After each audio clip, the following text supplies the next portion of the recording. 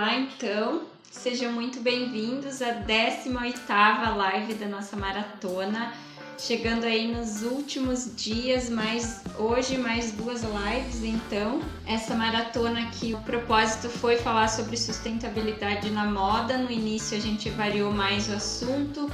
A partir da segunda semana eu comecei a falar mais sobre tingimento natural, né, que é o foco do meu trabalho. E a terceira semana a gente está se dedicando a colocar a mão na massa. Então, segunda-feira na live 16 eu ensinei a fazer os acetatos. Eu fiz aqui o acetato de ferro, né, com pregos enferrujados. Ontem eu fiz uma extração de tanino, né, um chá ali para usar como pré-mordente pro tratamento com tanino. E hoje eu vou ensinar a fazer um tingimento solar, que é algo bem assim, o mais artesanal possível que pode existir no tingimento natural, não tendo nem sequer a fervura que é normal. A gente faz muitas extrações por fervura, né?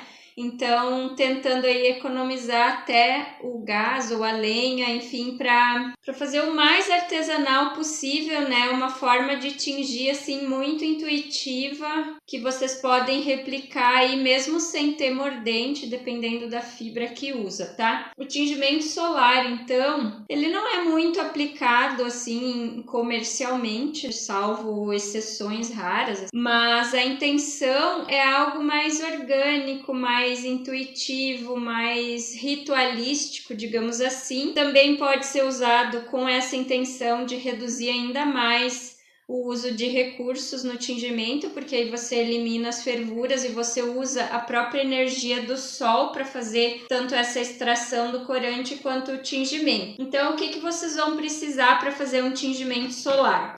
Hoje eu vou usar a lã tá seca, porque eu queria mostrar, pesar, mas a intenção é que quando a gente vai tingir qualquer fibra já tenha ficado por pelo menos 1 hora na água para ficar bem úmida. Vocês vão precisar então de grandes frascos de vidro. Esse aqui não é tão grande porque eu vou tingir uma amostra, mas dependendo for tingir um lenço, algo maior, vai ter que ser um vidro maior. Então tem que ser vidro, tá? Porque a luz precisa passar para aquecer. Isso aqui vai ficar no sol, então é ideal se fazer no verão ou para quem mora em áreas mais tropicais. Dá para fazer até o ano todo, mas tem que ter muito sol disponível aí para aquecer naturalmente essa água.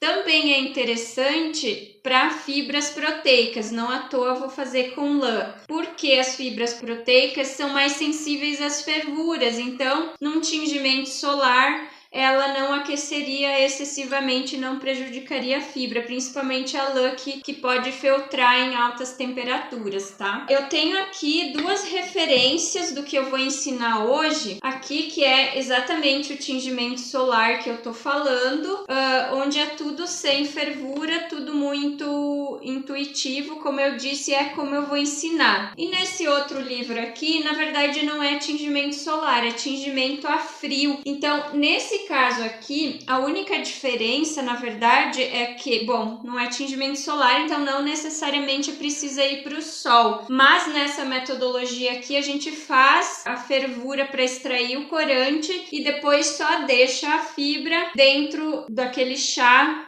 só que frio, né? Não pode colocar a fibra ali no chá quente. Espera aquele chá esfriar e coloca o material. E aí, então, você só deixaria, não necessitaria colocar no sol. Tem outra particularidade, eu sempre falo aqui sobre o efeito do sol nos corantes naturais. Então, alguns corantes são fotossensíveis e podem queimar, ou seja, pode alterar aquela cor com o sol. Então, também é uma desvantagem. Então, quanto mais sensível o corante for ao sol, à luz, né? Quanto mais fotossensível ele for, mais vai alterar a cor nesse tingimento, até porque passa dias aí dentro desse frasco tomando sol. Então, nesse caso, seria mais interessante, em vez do tingimento solar, só o tingimento a frio, que é a metodologia desse livro, onde você faz a extração do corante por fervura e só deixa a fibra naquele chá por alguns dias, dependendo do tom que você quer, é só que a sombra, né? Mas como a intenção aqui é tingimento solar, então mais uma vez vou mostrar, vou seguir a metodologia desse livro aqui. E aí vocês vão perguntar, tá, eu coloco direto a fibra no chá? Não. Lembra que eu sempre falo aqui de purgar a fibra, então não elimina a necessidade de uma boa purga, principalmente se for um tecido plano, então para não ficar manchas, né? A lã talvez, aqui tá um chumaço de lã, né? Não tá fiada. Mas se for a lã fiada, assim, ela pode ficar desparelho e isso ser percebido no momento que você vai tecer uma peça com aquela lã. Então, não elimina a necessidade da purga e também não elimina a necessidade da mordentagem se vocês quiserem uma cor mais sólida, né? E como que funciona a mordentagem nesse caso aqui? Como vocês estão vendo, ela não passou por nenhum preparo, então aqui é mais para passar a receita mesmo, não com a intenção de um resultado final. Então não tem purga, não tem mordentagem. Então vocês vão fazer a purga usual, depois vão fazer uma mordentagem no alumen, também uma mordentagem a frio. Aqui nesse livro também tem uma metodologia de mordentagem a frio, que é o quê? Deixar a tua fibra, depois de purgada, por pelo menos 12 horas na água fria mesmo, com 10% de alumen, tá? Então eu tenho aqui pesado, dá mais que 10%, porque era um nada. Essa lã aqui, ela é volumosa, mas é super leve, então é só a título ilustrativo, não ia nem aparecer os 10% aqui. Então o que vocês vão fazer? Vão misturar, vão fazer então um banho de alumen a 10%, vão deixar por pelo menos 12 horas a tua fibra, né, a frio nessa solução de alumen de potássio a 10%, tá? Que eu não vou fazer aqui porque a água que eu separei é já para o tingimento direto. Então, essa parte vai servir tanto para a metodologia de tingimento a frio, quanto para a metodologia de tingimento solar. Então, na metodologia de tingimento a frio, o que eu teria feito? Eu teria escolhido minha matéria-prima, por exemplo, eu tenho várias aqui para mostrar, né? Uma macela, teria feito esse chá, e aí coaria, colocaria o chá aqui dentro e disporia a fibra purgada, mordentada, desse jeito que eu falei, e umedecida, completamente umedecida dentro, fecharia e deixaria pelo menos 24 horas, dependendo da força desse corante e do tom que eu quero. Fibras proteicas, como eu sempre falo aqui, não tem dificuldade em absorver a cor devido à alta afinidade que as proteínas e os corantes naturais têm, tá? Principalmente porque muitos corantes naturais tem tanino e o tanino tem alta afinidade com proteínas. Ele se liga aí com até 12 sítios de proteína e é difícil você quebrar isso. E é isso que torna ele tão adstringente e difícil de digerir no nosso estômago. Ou seja, ele não deixa a gente digerir a proteína porque ele fica agarrado nela, tá? Bom, já as fibras celulósicas, a metodologia vale para os dois, mas as celulósicas não vão ter tanta afinidade, então provavelmente você vai deixar por mais dias. Sugere-se aí uns 10 dias, então, tanto no método a frio quanto no tingimento solar, tá? Bom, agora eu vou falar das matérias-primas, então. Isso aqui não vai funcionar muito bem para matérias-primas difíceis de extrair o corante. Como eu sempre falo da casca da araucária, que precisa o dobro da fervura que as outras. Então, nesse caso, dificilmente vai funcionar um bom tingimento ou um tom mais escurecido fazendo por esses métodos. Isso aqui é ideal para chás em geral, então a gente tem diversas tintórias que têm finalidade medicinal e já vem ou em pó ou são folhas, e as folhas são super fáceis de extrair. Então, por exemplo, a macela, que é um chá e o corante está na flor, é super fácil de soltar aquela cor, ela solta bem fácil. Eu tenho aqui o crajiru, que é um chá também e são folhas, né? Também solta bem fácil aí, principalmente essa folha seca, que se você quebrar bem ela vai soltar. Aqui eu tenho o tempero açafrão da terra, que a gente pode comprar em pó, e a extração é feita por álcool. Então essa tinta aqui que eu ferveria a peça, né, com essa tinta, em vez de ferver eu vou só diluir na água e deixar no frasco, né, a fibra pelos 7 a 10 dias aí no sol, tá? Bom, a gente tem diversos chás que vem em pó, como isso aqui é casca de romã, vocês encontram tanto na casca quanto em pó, por ela ter essa finalidade medicinal, então é fácil encontrar ela em pó e vai soltar o corante muito bem. Eu tenho aqui, que é o que tá dando suporte para minha live, é catuaba em pó. A catuaba em pó, então, ela é um suplemento alimentar, além de também ser chá, usado em bebidas, enfim, vocês devem conhecer as propriedades da catuaba, super famosa. Então, também é interessante para usar, né? A gente tem o pau-brasil, não é tão fácil de encontrar, pelo menos não uma fonte legal, né, já que é uma árvore ameaçada de extinção, então é proibido o corte, mas às vezes vocês conseguem a serragem aí de algum corte legalizado, tá, de plantios, por exemplo. Então, como é um pó ou a serragem, enfim, também pode ser interessante para fazer esse tingimento solar, tá? O que eu vou usar aqui, porque eu tenho essa tinta pronta há vários dias e como não tem uma utilidade para ela, eu vou usar então a tinta aqui que já está bem curtida para fazer esse tingimento. A proporção de água, vocês podem respeitar a proporção normal do tingimento, que seria de 20 a 30 litros por quilo de fibra, né, por quilo de tecido, quilo de meada, enfim. Essa lã aqui, ela é muito leve, então essa quantidade aqui, apesar de ser pouquinho, eu gostaria de encher o vidro, mas aí, se bem que eu acho que dá para eu pôr porque tem bastante tinta. O que que acontece? Nesse caso da lã, se eu respeitar 20 a 30 litros por quilo de tecido, eu já só vou pesar aqui para vocês verem. Eu tenho aqui 15 gramas. Então, para 15 gramas, eu usaria 300 ml. Aqui tem uns 600, tem o dobro da quantidade. Seria 300 a 400 ml, dependendo da proporção de 20 ou 30 litros por quilo de tecido. Mas então aqui eu tô com o dobro da quantidade porque ela ia ficar muito socadinha, ela é volumosa. Claro que ela vai, quando molhar, ela vai encolher.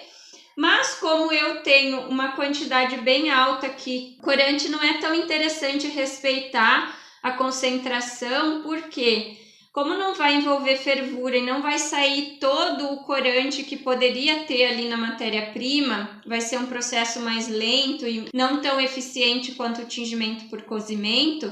Então aqui vocês podem usar uma concentração bem mais alta de corante, tá? Isso daqui eu fiz uma proporção para 100 gramas de tecido, então dá para quase 7 vezes o que precisaria. Então vai estar super concentrado, então não tem problema.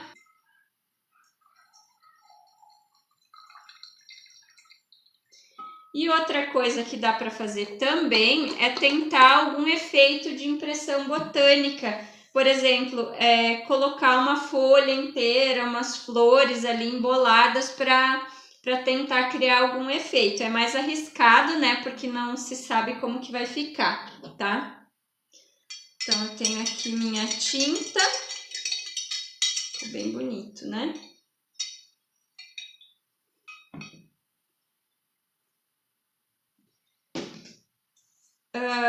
Eu vou fazer uma brincadeirinha para tentar mudar esse tom da água. Eu vou pôr umas folhinhas de crajiru para ver se o crajiru tinge de rosa, vermelho, para ver se fica um laranjinha aqui, então eu vou colocar. E assim, tem duas diferenças também nas duas metodologias que eu falei. Nessa do tingimento a frio, como eu disse, você faz um chá e coa. Na do tingimento solar mesmo, que eu relatei aqui, que é algo mais intuitivo, mais orgânico, você coloca as partes da planta mesmo. A outra que eu não falei porque eu não tenho aqui é a casca de cebola. A casca de cebola também solta, só deixando de molho, então também é excelente para fazer isso daqui, fazer o tingimento solar, tá? Então, no tingimento solar a gente coloca as partículas e deixa mesmo, então pode ter algum efeito mais, uma aparência não tão lisa.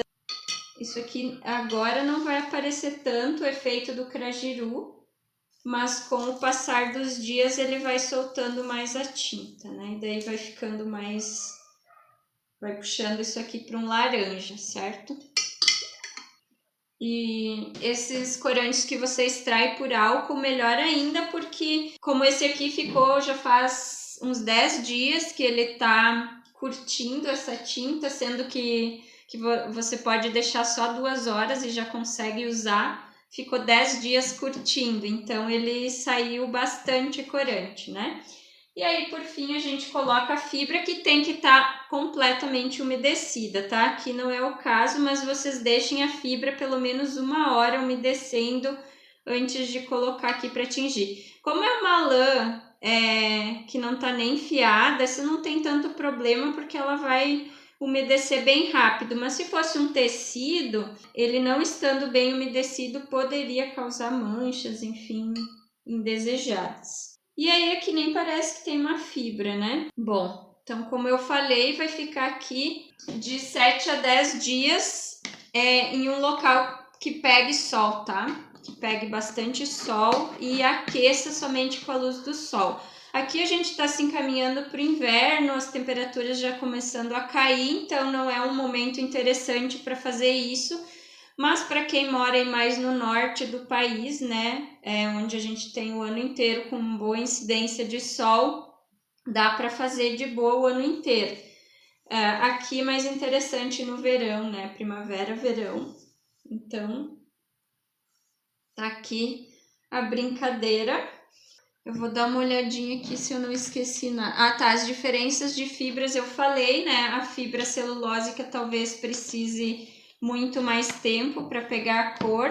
É mais interessante, então, para fibras proteicas, que por 2 razões. Uma, porque elas absorvem a cor com maior facilidade, então não vai ter o problema do corante não ser tão eficiente, porque ela absorve mais, tá? Então, com uma boa concentração do corante vai funcionar. E a outra razão, por ser melhor para fibras proteicas, é porque elas são mais sensíveis a altas temperaturas. Então, uma fervura mais intensa pode prejudicar a fibra, tanto a lã quanto uma seda, né? Então, essa metodologia é interessante para fibras proteicas em geral, porque não vão aquecer. Sobre o tingimento solar ou tingimento a frio. Eu não sei se vocês já assistiram algum vídeo meu, alguma live onde eu falo de reaproveitamento da tinta que vai fora do tingimento natural. E aqui eu tenho um excelente exemplo. Eu tenho essas camisetinhas aqui amarelas, que são da coleção Biomas, tingida com casca de romã. O que acontece que eu sempre falo aqui? O tecido do algodão, o branquinho, enfim, ele é bem difícil de colocar a cor de forma mais intensa. Então eu preciso concentrar bastante o corante e depois eu fico com pena de jogar fora tanto corante, né, naquele resíduo do tingimento. E aí o que eu faço? Eu tenho algumas peças em crochê, como essa aqui.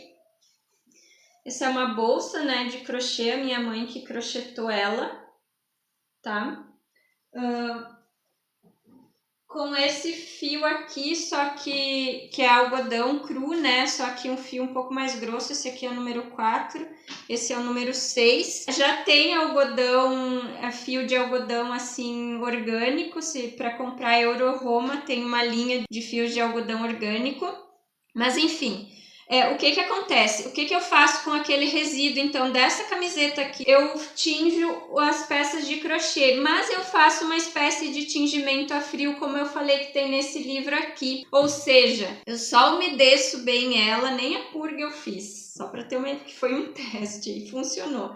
Nem a purga eu fiz, embora seja recomendado fazer, tá?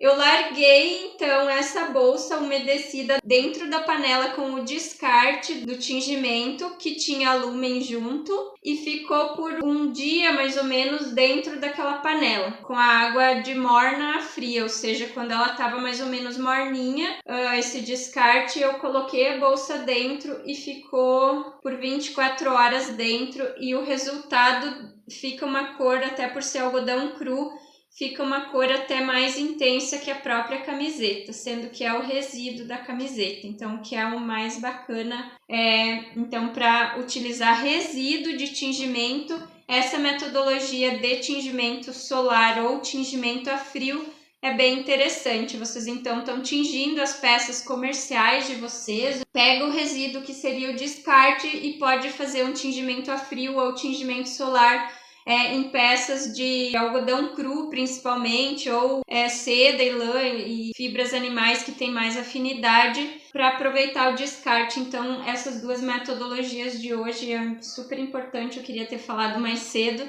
mas são metodologias interessantes justamente para usar o descarte do tecido, e aqui é um bom exemplo, ficou mais forte que a cor da camiseta usando o descarte. Oi, Irene, tudo bem? Mesmo tingindo com feijão e modificando com ferro depois, por exemplo, ainda assim está sujeita a variação de pH nas lavagens? Provavelmente não, só que o feijão tem uma questão assim, se você ferver ele, não dá para ferver muito porque vai começar a soltar amido e outras substâncias. Mas ele não solta muita tinta na água. E aí quando você for pôr o ferro, ele vai ter um resultado bem parecido com um chá preto, sendo que o chá preto vai ter aí muito tanino e que tem um resultado super mais sólido. Então, dá até para usar, para aproveitar essa água, mas se a intenção é ter uma peça durável, você vai ter materiais com resultados similares que são muito melhores, como eucalipto, goiabeira, chá preto. E o feijão até tingi, acho que a semana passada, uma camisetinha também na intenção de recuperar uma camisetinha velha do meu filho com a água de feijão e tava bem concentrada assim e ele pega muito pouquinho, sem o ferro, obviamente. E com o ferro eu não sei se assim vai ter um resultado tão sólido quanto um chá preto, sendo que as cores vão ser bem similares, tá? Inclusive eu tingi fazendo uma alteração de pH, tentando buscar um verde, mas ficou um verde estranho assim, e não pegou muito. Então é interessante se você quiser aproveitar, mas não é um tingimento que vai ter uma durabilidade interessante. Mas pode ser interessante para essa metodologia de tingimento solar, porque ele solta fácil a cor na água, só não vai ser durável, né? Mas no sentido assim de não precisar ferver, essas matérias-primas que soltam a tinta direto na água fria são interessantes para essa metodologia que eu ensinei hoje. Então, casca de cebola, as flores, folhas que tem tinta, materiais mais molinhos ou que estejam em pó, né? Que aí a partícula vai soltar o tingimento bem fácil. Beleza?